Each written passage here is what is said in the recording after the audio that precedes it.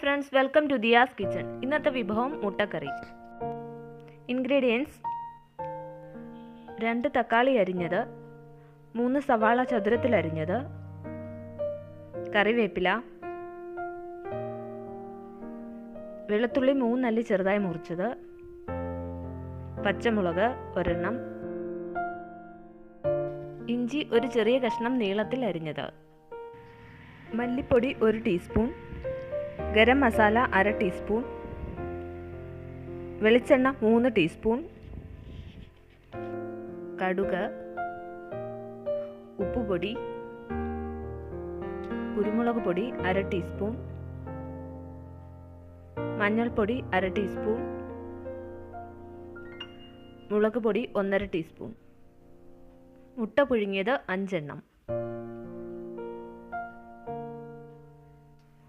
ഒരു പാനിൽ coconut oil ഒഴിച്ച് ചൂടാക്കുക.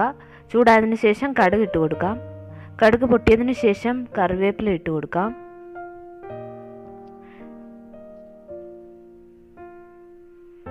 ഒന്ന് ഇളക്കി കൊടുക്കാം. ഇനി നമുക്ക് അരിഞ്ഞു വെച്ചിരിക്കുന്ന സവാള ഇട്ട് കൊടുക്കാം.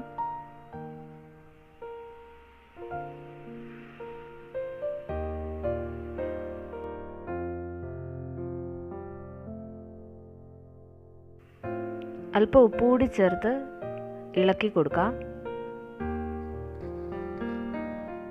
സവാള വഴന്നു തുടങ്ങുമ്പോൾ വെളുത്തുള്ളി, ഇഞ്ചി, പച്ചമുളക് ഇവ ചേർത്ത് വഴറ്റാം.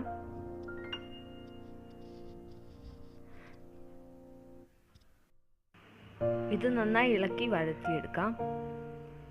നന്നായി വഴഞ്ഞതിന് ശേഷം അരിഞ്ഞു വെച്ചിരിക്കുന്ന തക്കാളി ചേർത്ത് കൊടുക്കാം.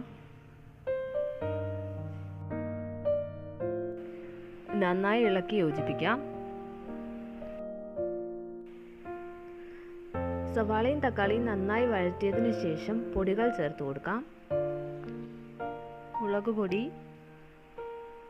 മല്ലിപ്പൊടി, മഞ്ഞൾപ്പൊടി,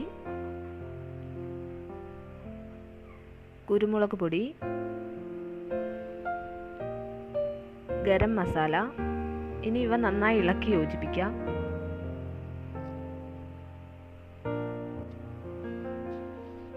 പൊടികളുടെ പച്ചമണം മാറിയതിനു ശേഷം 2 ഗ്ലാസ് വെള്ളം ഒഴിച്ചു കൊടുക്കാം.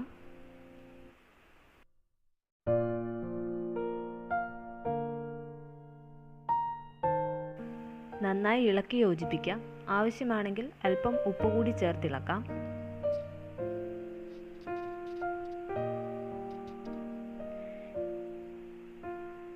ഗ്രേവി കുറുകി വരുന്നത് വരെ മൂടി വെച്ച് വേവിക്കാം. നമ്മുടെ ഗ്രേവി നന്നായി കുറുകി വന്നിട്ടുണ്ട്.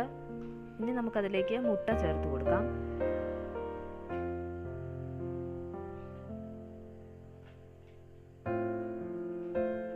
ഞാൻ മുട്ട മുറിച്ചാണ് ചേർത്തിരിക്കുന്നത്.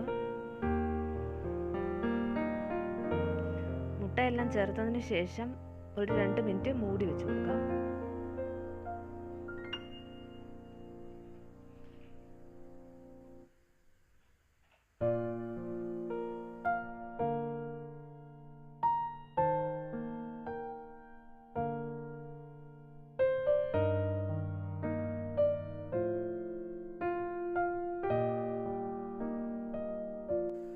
നമ്മുടെ മുട്ടക്കറി തയ്യാറായിട്ടുണ്ട്.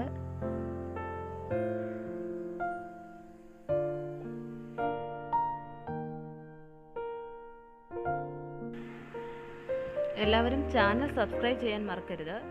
Thank you.